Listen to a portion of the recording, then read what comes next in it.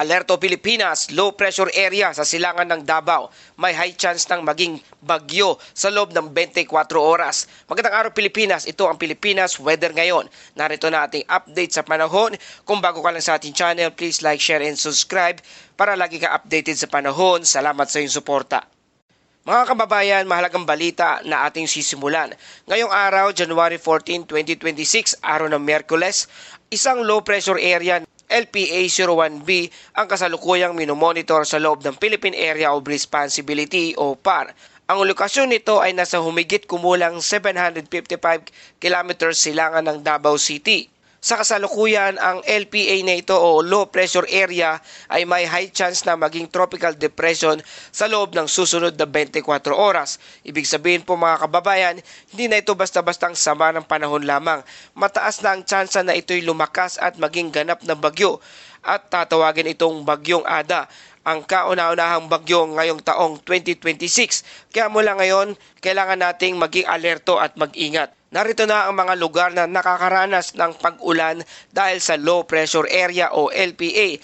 Apektado ng trough o buntot ng LPA ang lugar ng Eastern Visayas, Davao Region, Caraga, Camiguin, Misamis Oriental at Bukidnon. Ang panahon ay maulap na kalangitan na may kalat-kalat na ulan at thunderstorm. Posibleng epekto ay flash flood, landslide lalo na sa mga bulubundukin at sa mga mababang lugar. Kapag ang LPA o low pressure area ay may trough na umaabot sa lupa, mas malawak ang naapektuhan nito ng ulan kahit hindi pa ito ganap na bagyo. Ito ang tinatawag nating rainmaker system. Habang lumalakas ang LPA sa silangan, patuloy namang nakakaapekto ang northeast monsoon o hanging amihan sa Hilagang Luzon, dito sa lugar ng Cagayan, Isabela at Aurora. Maulap na may tuloy-tuloy na pag-ulan at posibleng may flash flood at landslide na makakaranas sa mga lugar na ito. Sa Cordillera, Administrative Region at rest of Cagayan Valley, maulap na may mahihinang pag-ulan lamang. Walang inaasahang malaking epekto sa mga lugar na ito. Sa Ilocos Region at rest of Central Luzon, bahagyang maulap hanggang maulap ang kalangitan at mayroong isolated light rains lamang. Ito ang tipikal na epekto ng hanging amihan ngayong buwan ng Enero. Malamig na hangin, maulap na kalangitan at paminsa-minsang ulan sa silangan ng Luzon. Dako naman tayo sa Metro Manila at sa iba pang lugar. Ang Metro Manila at rest of Luzon, partly cloudy to cloudy skies with isolated rain shower o thunderstorm. Posibleng baha kung lalakas ang mga pag-ulan. Sa natitirang bahagi ng bansa, bahagyang maulap hanggang maulap ang kalangitan with localized thunderstorm. Para sa ating wind and coastal water condition, may babala sa mga mangingisda at biyahero sa dagat. Sa Northern Luzon at Eastern section of Central at Southern Luzon kasama ang Visayas, ang hangin ay moderate to strong wind na manggagaling sa northeast. Ang alon ay 2.1 hanggang 3.5 metro ang taas, moderate to rough seas. Sa Eastern Mindanao naman, ang hangin ay moderate to strong wind na may alon na 2.1 hanggang 3.1 metro ang taas.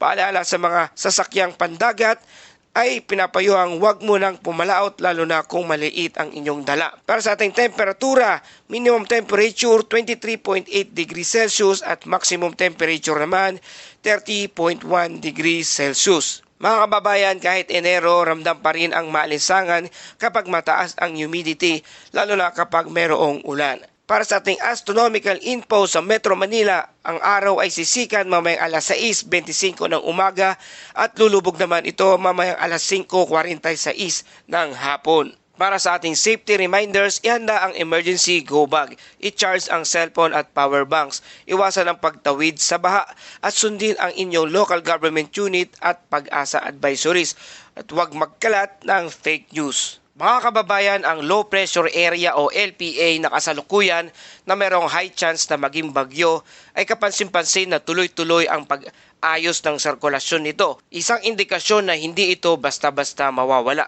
Batay sa assessment ng mga eksperto, likely itong maging isang tropical cyclone at may posibilidad na umabot sa tropical storm strength kung magpapatuloy ang organisasyon nito. Sa ngayon, favorable ang kondisyon sa silangang bahagi ng bansa. Mainit ang surface ng temperature ng dagat, mahina ang wind shear at aktibo ang convergence at easterlies. Ito ang mga karaniwang nagpapalakas ng mga bagyo na nabubuo sa Pacific side ng ating bansa. Kaya naman ang posibleng epekto nito sa bansa ay ngayong darating na Biyernes o kaya Sabado, January 17, 2026. Ang pinakaposibleng maapektuhang lugar na ito ay Eastern Visayas at Bicol Region. Inaasang epekto ay panibagong malawakang pag-ulan at posibleng pagbaha sa mabababang lugar, pagguho ng lupa sa mga bulubunduking bahagi. Kung mapapansin nyo, sunod-sunod na rin ang rain events ngayong linggo. Ibig sabihin, hindi pa malakas ang sistema, tumataas ang panganib ng pagbaha dahil sa basa na ang lupa mula sa mga naunang pag-ulan. Mahalagang paalala, ang LPA ay mayroong high chance ng maging isang bagyo sa loob ng 24 oras. Ang track at lakas at timing nito ay maaari pa ring magbago. Ang forecast na nagpas 3 hanggang 5 araw ay mas mataas na ang antas ng uncertainty. Kaya ang mensahe natin, hindi ito panakot, kundi paghahanda. At dumako na tayo sa ating Bible verse of the day mula sa Kawikaan 22 verse 3. Kung may dumarating na panganib, ang matalino'y nag-iingat, ngunit di ito pansin ng mangmang kaya siya'y napapahamak. Mga kababayan, ang talatang ito ay paalala na ang karunungan ay hindi lang kaalaman, kundi tamang kilos sa tamang oras. Ang taong may dunong ay marunong makinig sa babala, maghanda at umiiwas sa kapahamakan. Hindi ito tanda ng takot, kundi pagiging responsable. Sa ating araw-araw na buhay, lalo na sa harap ng panganib tulad ng bagyo, sakuna o mahirap na desisyon, tinatawag tayo ng Diyos na maging mapagmatsyag at handa. Ang babala ay biyaya at ang paghahanda ay paraan ng pananampalataya. Panginoon, bigyan mo kami ng pusong marunong makinig at isipang handang kumilos ng may karunungan. Turuan mo kaming umiwas sa kapahamakan at magtiwala sa iyong gabay. Ito po ang aming dalangin sa pangalan ni Jesus. Amen. Mga kababayan, maraming salamat sa iyong patuloy na pakikinig at pagtangkilik dito sa ating channel. Kung nagustuhan nyo ang balitang ito, please like, share, and subscribe para lagi kayo updated sa panahon. Salamat sa iyong suporta. Ito ang Pilipinas Weather ngayon na lagi nagpapaalala, maghanda, magiligtas, mag-alerto. Ingat tayong lahat.